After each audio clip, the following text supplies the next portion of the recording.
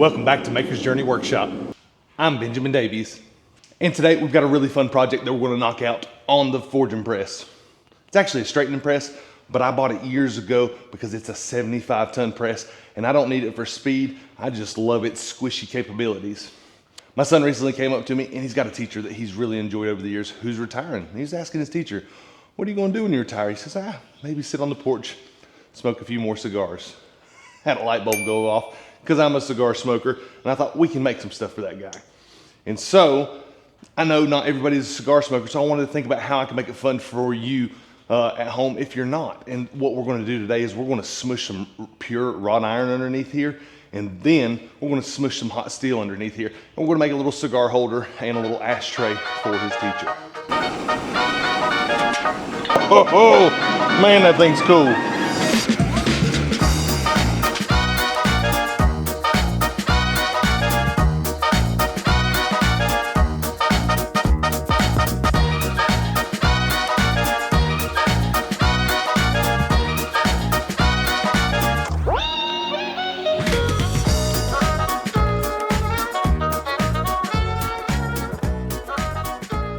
Now, before we go any further, I'm not condoning you pick up cigar smoking. I'm not even saying it's a good habit, because I know it's not.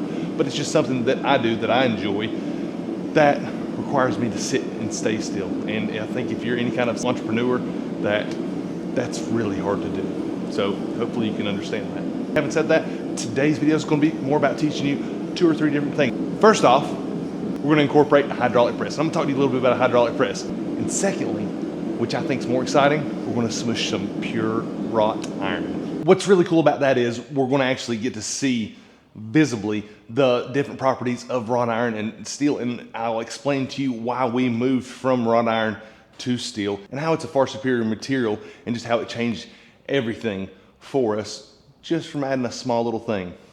The biggest differences are a carbon content. We introduced a carbon content to wrought iron that gives it extreme ductility, meaning it forges well and holds well together no matter which way you forge it.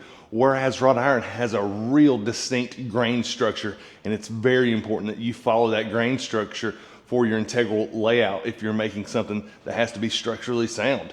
It likes to be piping hot to stay together also, because it wants to unravel and come apart sometimes if you don't have your heat right. So it's a real difficult material to work with compared to today's modern steels. So about a decade ago, I was at a hammer inn and I got to buy some pure wrought iron off of the late great Nol Putnam. If you're not familiar with Nol, because I didn't know him personally, it was the only time I'd really interacted with him, but he did some tremendous work, and one of which includes working on the gates for the National Cathedral.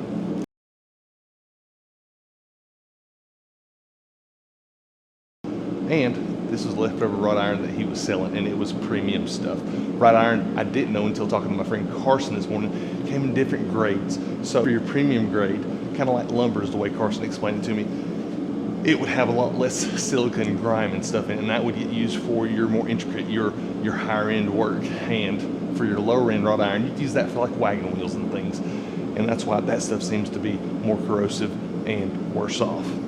Whereas steel has a carbon content that iron doesn't have. That makes it much more ductile, more durable, and a stronger overall material, which is why we transitioned into using this product. The important thing to remember about when forging wrought iron is it has a grain structure. So in this one, the grain structure is going vertical, just like wood. And one of the things I love about the few times that I've actually smushed some wrought iron underneath the hydraulic press is you can expose and see that grain structure, especially the way that we're going to do it today, because we're going to put all the stress against the grain structure and come straight down on it. And it's going to smush out, and it's going to look like smashed cornbread. I've always heard and referred to it myself as smushed cornbread. Like you take a piece of kind of dry, day-old cornbread and you smush on it, and it just kind of explodes, and you can see all the layers. Same thing here. It likes to be piping hot, and I don't know if my forge is really going to be hot enough to get it to where everything likes to stay together. So I'm hoping to get some of that crack and that stress and kind of be able to show you some of the properties of wrought iron. I'm going to throw this in the forge, and then we'll talk a little bit about our hydraulic press.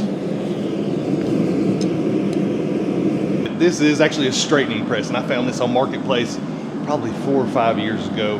It's massive. I'm 6'3". It's a 75-ton press, and I'm thinking this monster weighs somewhere close to 10 or 12,000 pounds. But I'm not a knife maker. I'm not making Damascus billets. this press is slow. I just want to be able to smush things. I actually have a specific task in mind that I bought this for, and I've only really got it up and running here in the past year or two. So I've got that ready, and here's just a top tool I've made, and that way I'm not having to change out that die every time, and I can come through and smush it down, and that's what we're going to do right here.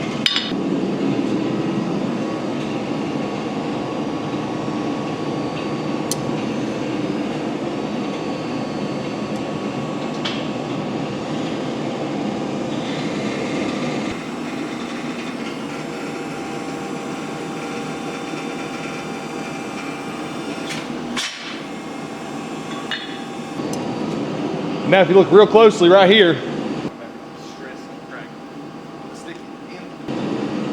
can see some of that cornbread we're talking about because it's stressed and it cracked. I'm gonna stick it back in the forge one more time, and then we're gonna dish it out with the bolt, and this is gonna be our ashtray. Real quick, if you haven't smashed that subscribe button, you're still here, what are you waiting on? Go ahead and smash that subscribe button. It means a lot to us. For the final step on this ashtray, here's what I've done. I've welded this 1-inch square tube to our 16-pound shot put, and I made the handle about 3 feet long, and for good reason. This way, I can use my forearm for leverage, and that way I can take my time and position the way I want to. Just something that kind of came to me when I was welding this up. Instead of having a little stumpy one that I'm just trying to manhandle with my forearm strength, why not use a little bit of leverage and have a brace? All right, let's finish it up. Go ahead and set my tools up, get them ready.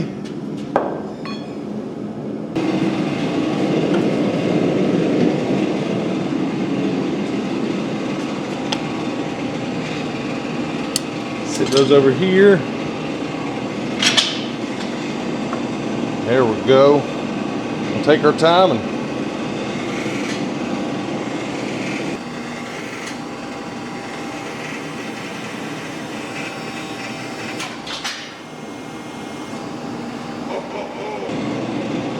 oh, man, that thing's cool. Man, it looks just like a Pac-Man. So we've got it nice and dished out. We've got all that cornbread. So we've got it nice and dished out, and we've got all that cornbread feature, which I just think is cool because it exposes the wrought iron. And the way that we went down on it, we just put straight down on the grain instead of growing the grain outward the way it would want to. We upset it. Love the way that turned out. We're gonna let that cool down, and we're gonna start working on our little cigar holders, which I just think are awesome. We're gonna pop some steel in the forge real quick for our cigar holders. 1.25 inch diameter, 4 inches tall. And this one's got a pretty aggressive chamfer on it. My other two in the forge do not. And the reason for that is because if you just do a straight cylinder and hadn't really chamfered the edges, those edges show up on top, and I don't really care for it. Let's put these in the fire, and then we'll talk a little bit about our wrought iron. I've cooled down that wrought iron, and I'm gonna see if I can show you some grain structure real quick.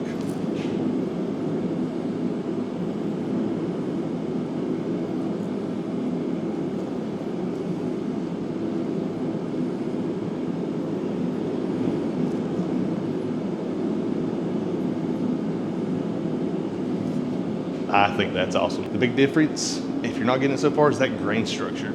As a blacksmith 100, 150 years ago, you really had to pay attention to that grain structure the same way a carpenter would, in the way that you would forge and forge weld things to make sure that it had some integral strength.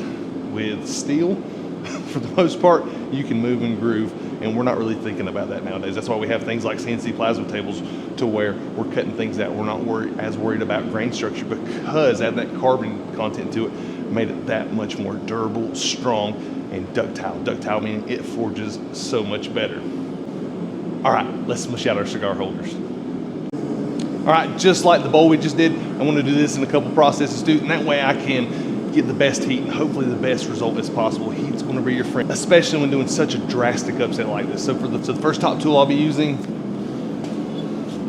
is this. And these were just 2 burger presses that I welded together to make a 1/2 inch thick steel and put a handle on it. The tool doesn't always have to be fancy, it just has to get the job done. And I say that because I talk more about it in this video right here. I spent so much time on tooling in the past that I never used, trying to put as much into it, and it never worked right. And so one of the things that I've adopted is I make it as quick as I can, and I'm not worried about aesthetics. And then if I need to tweak or make changes along the way, I don't have a whole lot of time invested, and I'm getting back into my work as soon as possible. I'm talking about simple fixtures and jigs for forming up things in the shop. Obviously, other tools probably need to be better laid out, like a power hammer if you're making a hydraulic press at home. But when it comes to fixtures and jigs, that is something that I've adopted that makes my life a lot easier. Now, second tool, pardon the side tangent, just thought that might be helpful, is I'm gonna take a 3/4 inch bar on our second heat and I'm gonna smush that right in the middle, and that's just gonna be our little cigar stay. I love the hydraulic press for this. I've tried doing this type of work on our power hammers with our big flat dies, slowly upsetting. I'm sure on a much bigger hammer, you can do it with ease, but on my little 110s, it's not really meant for that. It'll do it. It takes a lot of heat, a lot of time, a lot of control. But I bought those things to be peppy and draw out material quick, and that's what they do, and I'm pleased. And I bought this to go smushy, smushy, smushy.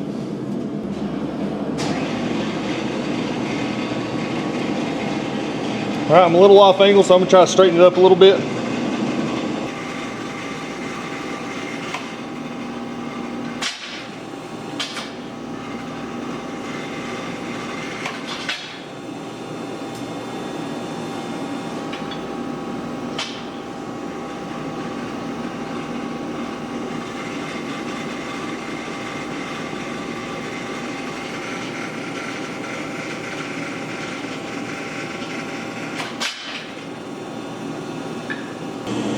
All right, so that's a good shape for us right there. I like it. So that's a great shape for us there. And you can still kind of see how it got off center, but still did such a great job of smooshing and not just folding and creating a cold shut.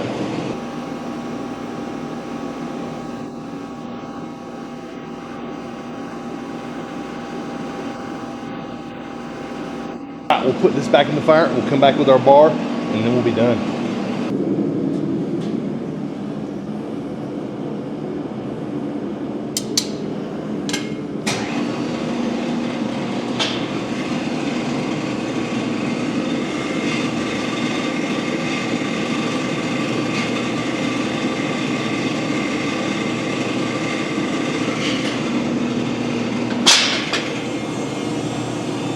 So I always do that to make sure I'm kind of where I want to be. I'm a little off to the left, so I'm going to scoot back over to the right. Hopefully I'll be lined up good.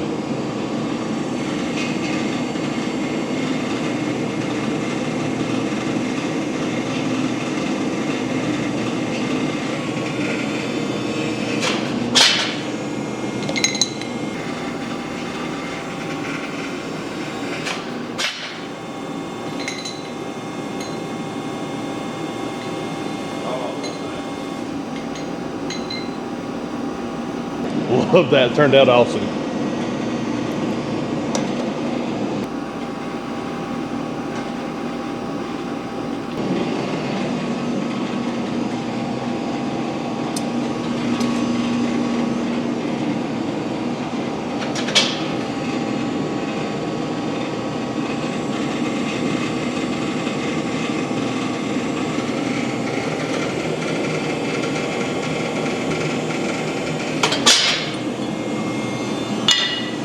See if we knock against that one heat.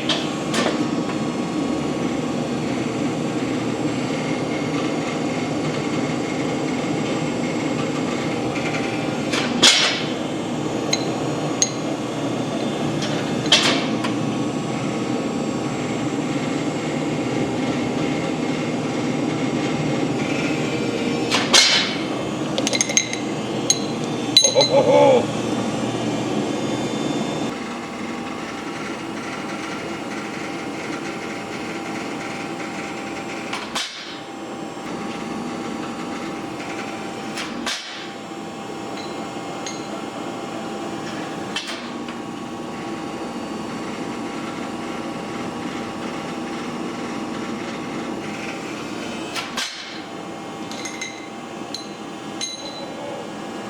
Let's get these cooled down and we'll clean them up.